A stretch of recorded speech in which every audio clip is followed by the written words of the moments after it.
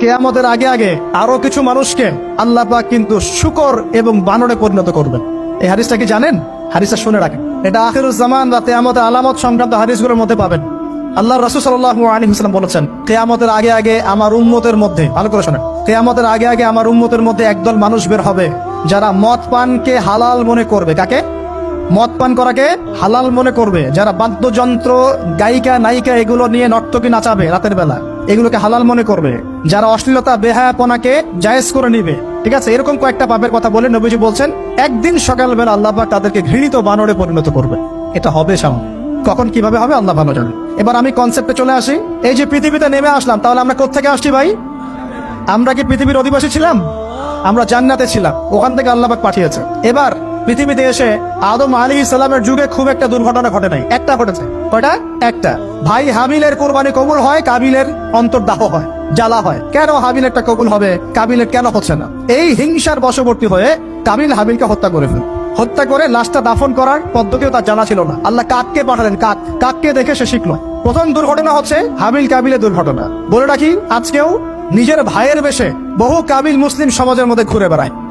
নিজের ভাইয়ের লেবাসে, পোশাকে, সুরতেই বহু কাবিল এখনো কিন্তু মুসলিম সমাজে ঘুরে বেড়ায়। তো আমরা কাবিলদেরকে কাবিলের পরিণতি সম্পর্কে সচেতন করতে চাই।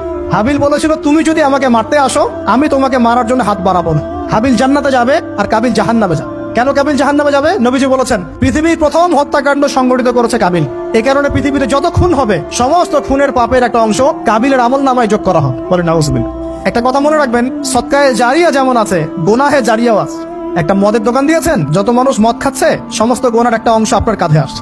সিনেমা হল করেছেন, মানুষ সারাদিন নেকটা ছবি দেখে, নগ্ন ছবি দেখে, যত মানুষ এখানে পাপ করবে, সমস্ত পাপের একটা অংশ আপনার কাঁধে যাবে। আবার একটা মাদ্রাসা করেছেন, যত মানুষ এখানে দ্বীনি ইলম শিখবে, এই নেকির একটা অংশ আপনি পাবেন ইনশাআল্লাহ। মরে গেলেও কবরে পাবেন ইনশাআল্লাহ। আল্লাহ পাক আমাদের সবাইকে সদকায়ে জারিয়া করার তৌফিক দেয়, গোনাহে জারিয়া থেকে বাঁচিয়ে রাখুন। খুব খেয়াল রাখবেন, আল্লাহ পাক আমাদের হেফাজত করুন বলি আমিন। এবার ওই যুগ শেষ, নূহ আলাইহিস সালামের যুগ। এই যুগে আল্লাহর একই সুন্নত, নূহ আলাইহিস সালাম 950 বছর দাওয়াত দিলেন, 40টা বা 80টা পরিবার ইসলাম কবুল করেছে, বাকিরা করে নাই। যারা করে নাই আল্লাহ পাক তাদেরকে ডুবিয়ে মারলেন, যারা করেছে আল্লাহ পাক উদ্ধার করলেন। সোজা কথা, আজকে সারা পৃথিবীতে যত মানুষ আমরা বেঁচে আছি না, আমরা কোনো না কোনো ভাবে ওই 80 পরিবারের সদস্য। আমরা ভাই ভাই, আমরা ওই ফ্যামিলি, 80 ফ্যামিলির অন্তর্ভুক্ত। কিরকম করে? নূহ আলাইহিস সালামের 4 সন্তান ছিল। কয় সন্তান?